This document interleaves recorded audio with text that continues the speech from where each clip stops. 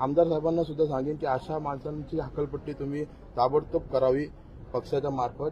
आणि एसीपी साहेब डीसीपी साहेबांसोबत आमचं बोलणं झालं। सदर आरोपीवर 4 कलम दाखल झालेत आणि आमची मागणी अशी असेल की कठोर कठोर कारवाई झाली पाहिजे, कारण हा बदलापूरचा हिंदू, हा महाराष्ट्राचा हिंदू शांत बसणार नाही।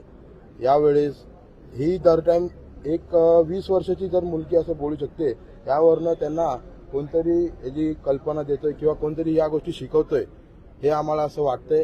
तर साहेबांनी आम्हाला सहकार्य केलं आणि कठोर कारवाई व्हायला सांगितलंय आणि सकल आमचा हिंदू समाज, आमचे सगळे संघटना मागणीनुसार आता गुन्हा दाखल झालेला आहे, काय अधिक आमच्या मागणीनुसार जरी गुन्हा दाखल झाला असला, मुळात विषय असा आहे की प्रभू श्रीराम हे आमचे आराध्य दैवत आहेत। अखंड हिंदू समाज या प्रभू श्रीरामांना आपला दैवत मानतो आणि त्याची पूजा उठता बसता मुखाने राम म्हणतो आणि त्या रामाविषयी आक्षेपार्ह वक्तव्य या मुलीने केलेलं आहे।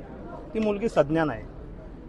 बदलापूरचा भूमिपुत्र समाज कधीही कुठल्या जातीपातीत अडकलेला नाही आहे। तो सगळ्या इथे असलेल्या जातीपातींना घेऊन सगळ्यांना एकत्र घेऊन चालणारा समाज आहे।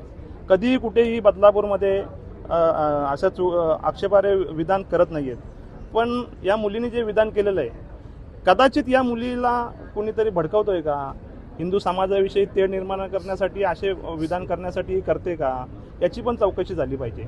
आणि ज्या मुलीबरोबर जे व्हिडिओ बनवणारे आहेत यांनी हे का केलंय, स्वतःचं म्हणजे फेमस होण्यासाठी केलंय की जाणूनबुजून केलंय, हेही पाहिलं पाहिजे।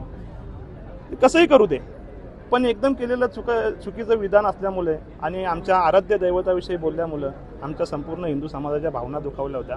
आम्ही कायदेशीर मार्गाने पोलिसांवरती पोलीस स्टेशनला येऊन गुन्हा दाखल केलेला आहे आणि पोलिसांनी आम्हाला आश्वासन दिलेलं आहे की आम्ही कठोरात कठोर कारवाई करू। कठोर कारवाई झाली नाही तर याच्यापुढे विश्व हिंदू परिषद आपल्या परीनं कारवाई करण्याचा प्रयत्न करेल।